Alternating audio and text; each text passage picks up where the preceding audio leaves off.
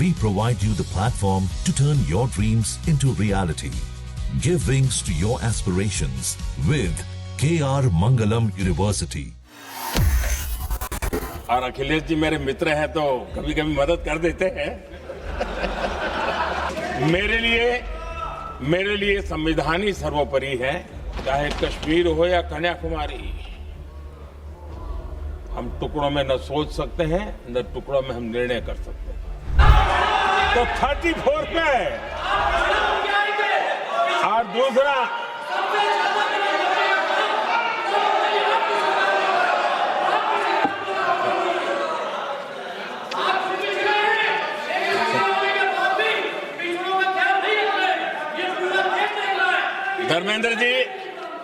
धर्मेंद्र जी मैं आपका बहुत आभारी हूं कि आपने मेरी पहचान करा दी।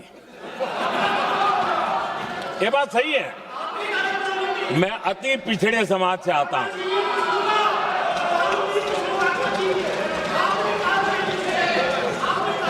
धर्मेंद्र जी मैं आपका बहुत आभारी हूं और अखिलेश जी मेरे मित्र हैं तो कभी कभी मदद कर देते हैं।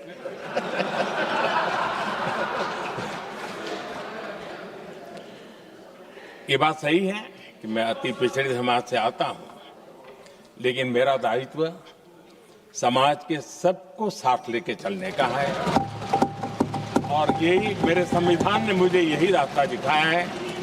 मेरे लिए संविधान ही सर्वोपरि है और इसलिए और ये संविधान की ताकत है कि मेरे जैसा अत्यंत छोटे समाज का, अति पिछड़े समाज के व्यक्ति को इतना बड़ा दायित्व देश ने दिया।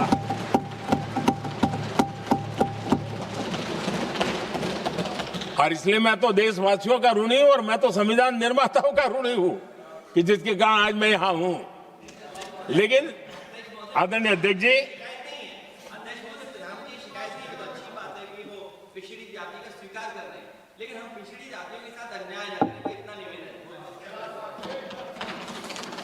आदरणीय अध्यक्ष जी, आज जीवन के हर क्षेत्र में हम देखें कि नारी शक्ति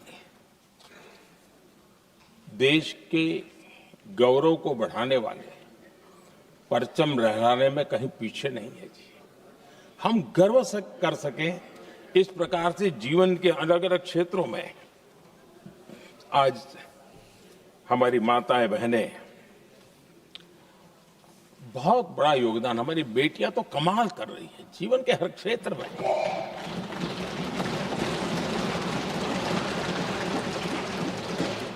इतना बड़ा सामर्थ्य, उसको हम हिस्सेदारी से रोकने के लिए क्यों इतनी ताकत खपा रहे हैं जी? उनके जुड़ने से सामर्थ्य बढ़ने वाला है और इसलिए मैं आज अपील करने आया हूं आपके पास कि इसको राजनीति के तराजू से मत तोलिए।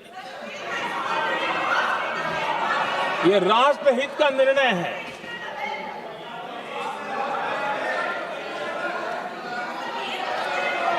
आदरणीय अध्यक्ष जी, आज का हमारे सामने अवसर एक साथ बैठ करके एक दिशा में सोच करके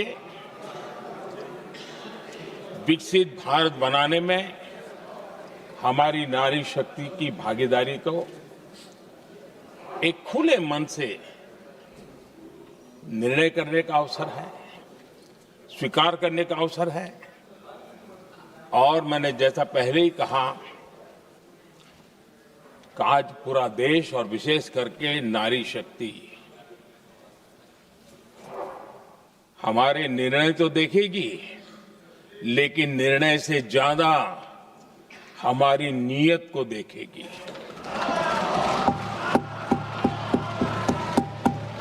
और इसलिए हमारी नीयत की खोट देश की नारी शक्ति कभी माफ नहीं करेगी।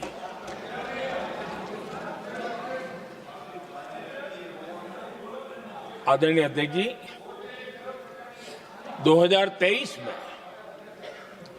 इस नए सदन में हमने सर्वसम्मति से एक प्रकार से इस अधिनियम को स्वीकार किया था। पूरे देश में खुशी का वातावरण बना, उस पर कोई राजनीतिक रंग नहीं लगे और इसलिए वो कभी राजनीतिक इश्यू भी नहीं बना। तो एक अच्छी स्थिति है।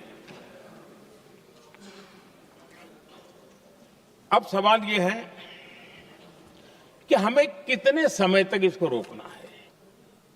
अब यहां जो लोग जनसंख्या वगैरह के विषय उठाते हैं, क्या आपको मालूम नहीं है?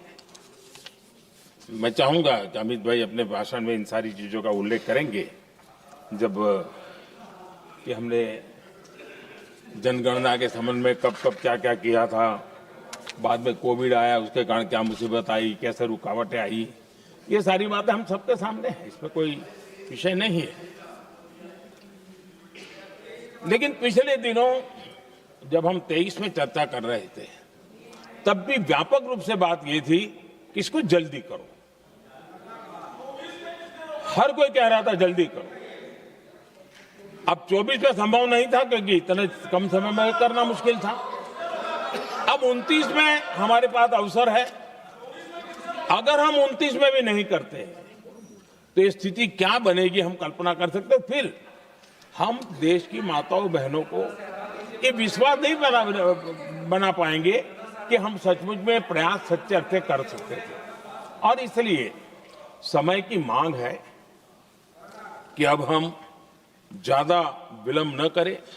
इस दरमियान राजनीतिक दल के लोगों से, संविधान के जानकार लोगों से, जो महिलाओं में एक्टिविस्ट के नाते काम करने वाले, ऐसे लोगों से भी कई चर्चाएं हुई। कुछ लोगों ने खुद होकर के भी सुझाव दिए। सारा मंथन करते करते करते, और यहां भी सभी दलों से लगातार बातें इनकी होती रही है। स्ट्रक्चर वे में हुई है, इनफॉर्मल भी हुई है, और उसमें से आखिर बना हुई एक कुछ रास्ता निकालना होगा ताकि हम हमारी माताओं बहनों की शक्ति को जोड़ सकते हैं। आदरणीय अध्यक्ष जी, मैं एक बात जरूर कहना चाहूंगा। यहां बैठकर के हमें किसी को संविधान ने देश को टुकड़ों में सोचने का अधिकार ही नहीं दिया है। जो शपथ लेके हम बैठे हैं ना, हम सबको एक राष्ट्र के रूप में विचार करना हमारा दायित्व बनता है। चाहे कश्मीर हो या कन्याकुमारी, हम टुकड़ों में न सोच सकते हैं, न टुकड़ों में हम निर्णय कर सकते हैं। और इसलिए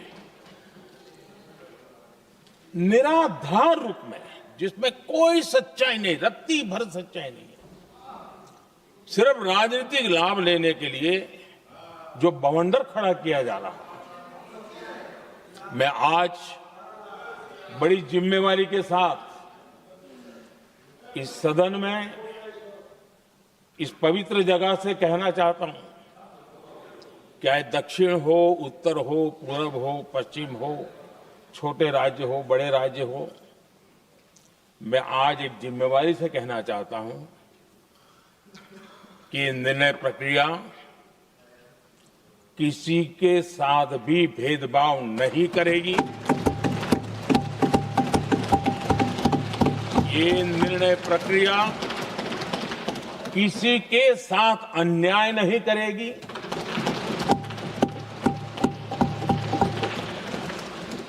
भूतकाल में जो सरकारें रही और जिनके कालखंड में जो परिसीमन हुआ और जो अनुपात उस समय से चला आ रहा है, उस अनुपात में भी कोई बदलाव नहीं होगा और वृद्धि भी उसी अनुपात में होगी।